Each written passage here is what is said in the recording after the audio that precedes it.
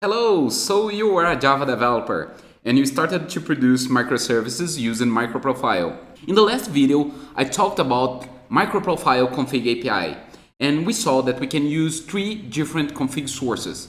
We can consume configuration for our application using environment variables, the MicroProfile properties file, and also system properties.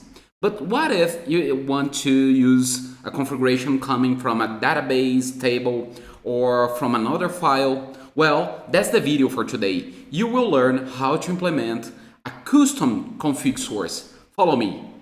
Let's start by recapping our application. I have here a Helidon MicroProfile application running where I can see the page here.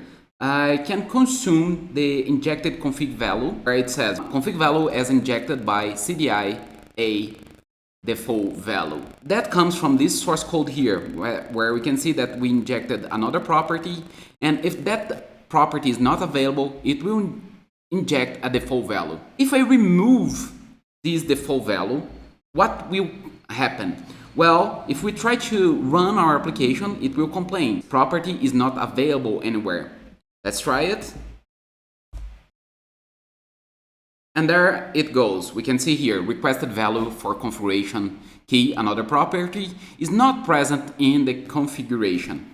Well, what I will do is create a file here in my home folder called microprofile-config.properties. Imagine that I want to place this key here with the value from my custom config file. But if we look at the documentation available at the MicroProfile website, we can open here at the projects folder, we can look for MicroProfile config, and then if we open the source code for this specification, it will take you to the Eclipse MicroProfile config repository at GitHub. Then we can navigate to spec, source main, ask-doc, config sources. Let's remember here that the config source allows you to consume configuration from the system properties.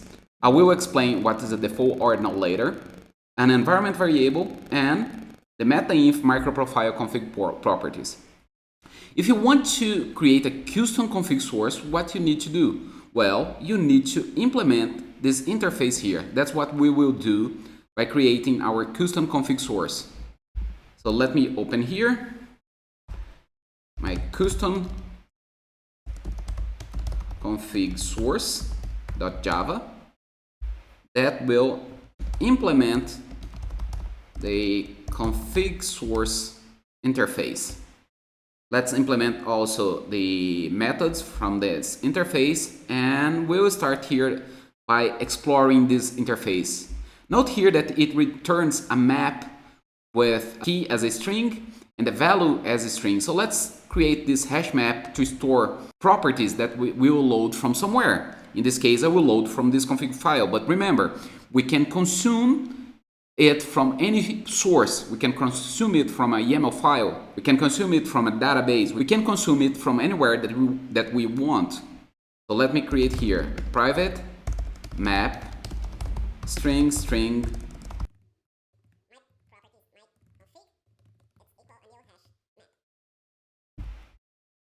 Now we will make it return the map here, myconfig. For the get value, we will return myconfig get the property name, and the name for this config file, this config class is my custom config source. Okay, now we need to load this hash map here. I will make it through the constructor. So I'll create my public constructor here.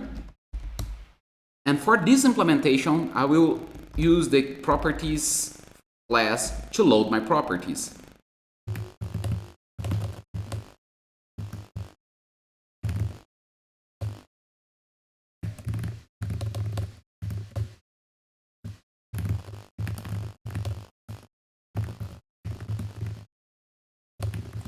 I'll get my home folder by using this system property, and my config file will come from my home path and the name of the file, my microprofile-config.properties.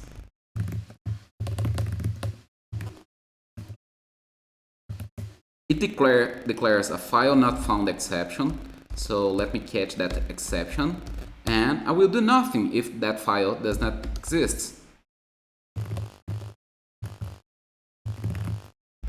And I will also catch IO exception.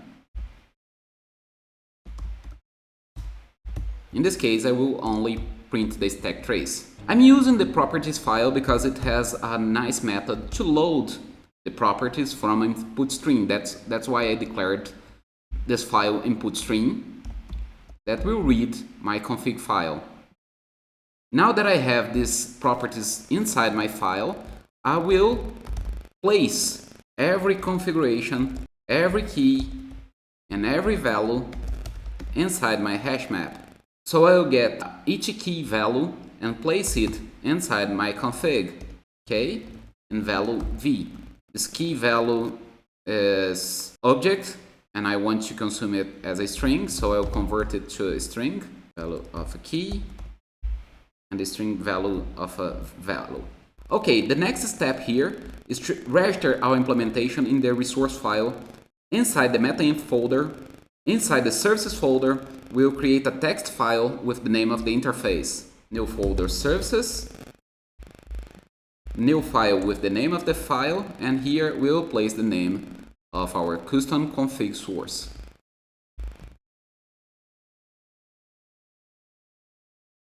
Let me clean up here the import and run our application now. Note here that the application is not throwing any exception at all, so it gives me an idea that it worked. Let's try it. So it worked. It read here from my custom config file as I declared here in my config properties. Now let me explain to you what is ordinal number for the config source. If I open here the config source interface, we'll see that there is a default ordinal with the number 100. And there is also a default method here that returns that ordinal. Every new custom config source will have the 100 ordinal. It means that every other config source with a higher precedence, with a higher ordinal number, will overwrite my value. If I create an environment variable, it will overwrite my file. Let's try it. Let me get the property. So I will export another property equals from my env-var. Now I can run my application java-jar target config demo. If I refresh the page, it's reading from the env-var. What if I want to do the opposite? What if I want to make my config file having a higher precedence than my environment variable? Well, what I can do here is to overwrite the ordinal, and instead of returning 100, which is the default, I can return 500. It will have the higher precedence at all. So let me package and run my application again, refresh the page, and we can see here that it's reading from my custom config file, no matter if I have the environment variable there. But what if I delete that file? Well, let's do it. Let me remove my config file.properties, and then I can run the application, and because the file does not exist anymore, it will read from my environment var. I hope that you enjoyed this video. I want to ask you for a favor. Please make this content available to other friends, to other developers, and also subscribe to this channel because it will make you aware of new videos like this. I'm creating a series of videos just focusing on the MicroProfile API, and it will be nice to see this channel growing and reaching more developers. That's the purpose that I have. So thank you so much for watching, and see you in the next video.